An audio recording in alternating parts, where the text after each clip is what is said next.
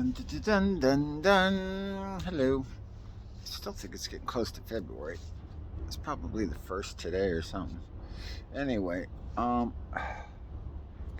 holding the phone in my hand, I don't even know what day it is. Okay. Um, Wanted to talk about music a little bit because the music industry is a very fucking strange animal, you know, and it all revolves around deceit. Of course, can't anybody shoot straight from the fucking president straight on down the fucking line to the goddamn dishwasher at Burger King.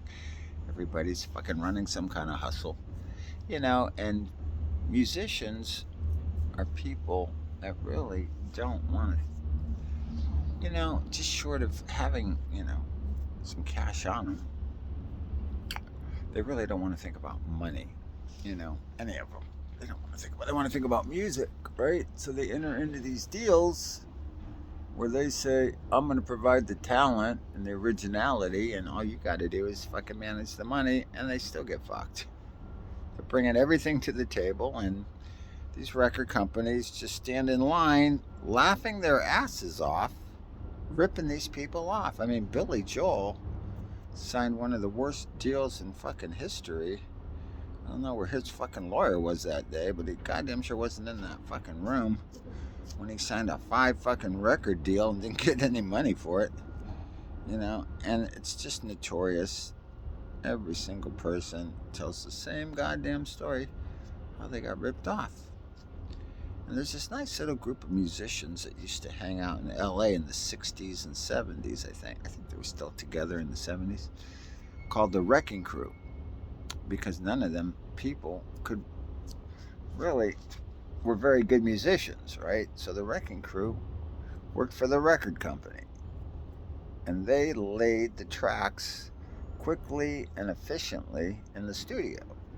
So even though you were fucking whoever,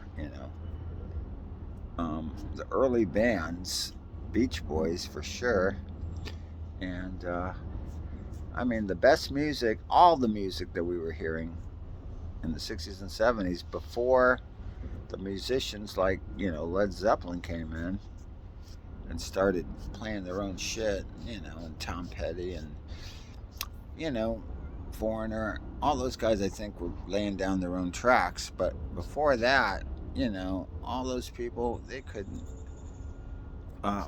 play good enough to lay that shit down perfect on the first pass with all the pressure on them of being in the studio. But for a studio musician, there is no pressure, because that's like being in your fucking living room. And sometimes you actually are in your home. These people put these studios in very, very ritzy places so that fucking bands like Fleetwood Mac can come in and cut a killer album. U2, it's no accident that this fucking, Joshua Tree album, was unbelievable. It was cut in an unbelievable studio with an unbelievable engineer, That's how you get that sound. It ain't fucking U2 sitting at home with, GarageBand on a fucking laptop. I mean, they could probably do it now, but back then they sure the fuck couldn't. So anyway, I want to talk about, how just simple musicians like the Wrecking Crew got overlooked for years and years and years, putting down all that music on people's albums and fucking records, and then Hollywood just, denying it, or I don't know what they did, but they damn sure didn't put the people's names on the record, like who really played the fucking guitar and who really played the drums. No, the band got credit for it. Oh yeah, we're master musicians. Yeah, like fucking Milli Vanilli, right? Anyway, let's make a nice video about the Wrecking Crew, because those guys laid down all the music for the 60s and 70s on those records, and they never really got much credit for it. The musicianship is just unbelievable. We could go look at some of those licks and talk to some of those people that were fucking putting down shit on those records. Like, fuck, man, they were thinking that stuff up on the spot. and laying some really, really incredible stuff down. It's like every song you've ever really listened to. I mean, a lot of times, they were all in the studio together, just putting it down in one pass. Just, they weren't laying 26 tracks, man. That was one fucking track. The whole song. Everybody mic'd up. I mean, I forget the guy that walked in the studio, somebody famous, like Frank Sinatra or somebody like that. It wasn't Frank Sinatra, it was somebody like that. And said, "Could you just play it one time so that I could hear it?" They looked at the charts one time. And then they just hit record on the fucking warm up. The first pass. Just looking at paper. These fucking people pulled it together. They hit record when they were fucking warming up. Their shit was so good. They're like, yeah, we can do it for you one time. They hit record. They fucking kept the original, the fucking first pass. The first time they did it, the guy couldn't fucking believe it. He's like, Jesus, how the fuck did you do that? It was even better than what was on the paper. Because they could improvise and put some extra notes and stuff in that, spice it up, make it modern. There's just a handful of people doing that. The studio guys. And there was a girl in there. She was awesome. I forget her name right off the top of my head, but she's famous. Cool too. She's one of the cool California chicks. And these people were hanging out in California. They were the musicians, the real ones. Glenn Campbell was one. Believe it or not, he was a very proficient guitar player. I don't know if Chet Atkins was ever with the Wrecking Crew, but Glenn Campbell was with him. And people didn't give Glenn Campbell a lot of credit, but man, that guy, if he was with the Wrecking Crew, believe me, give him a lot of credit. Give him a lot of credit, because all those guys were phenomenal musicians, and I'd love to make a real movie about it and show some real musicianship and tell the real story, the truth, man.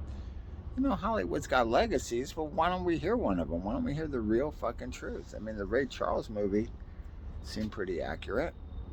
No denying, what's going on in his life. You put it right down on the film. And anybody that does it, documentary style fucking movies, God bless them, That's what people want to hear. They want to hear the truth. They can handle the truth. What do you mean you can't handle the truth? Truth is all there is. Get used to it. So anyway, I want to make a movie called The Wrecking Crew. And I want to just take that core group of people, throw Glenn Campbell in there too. Get an actor for that. And get an actor to cover every person. And the chick, and, get like, for the chick, goddamn, get fucking, I don't know if she was a bass player, guitar player. I don't think she played the piano. So I don't know. You could get that chick that was with Michael Jackson on his final tour.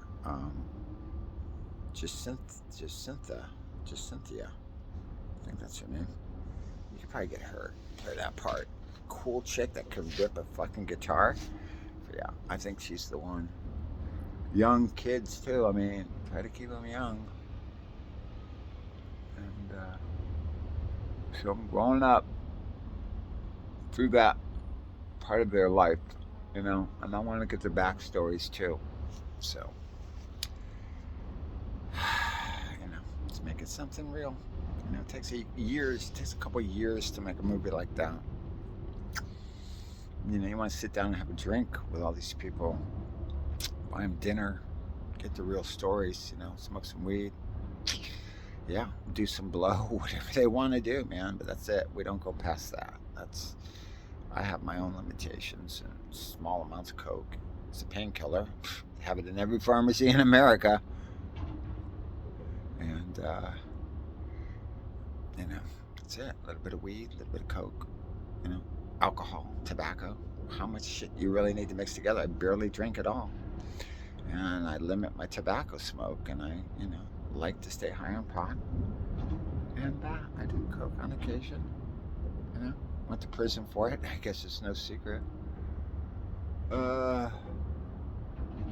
Nice painkiller. Too bad nobody seems to be able to handle it, so the government had to shut the entire fucking process down.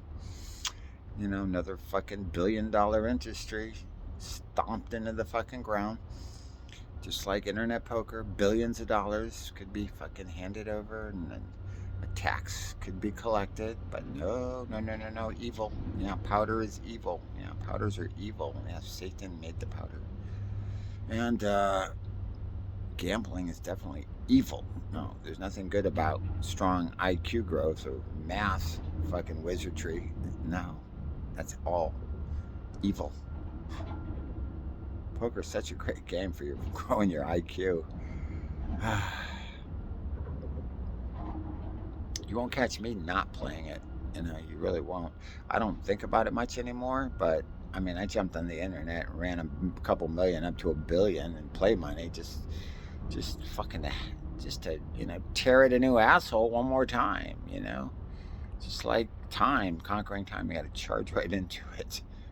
Anyway, getting goofy now, so I'm gonna go. It's Tuesday morning. It's like around February 1st, but I can't say for sure.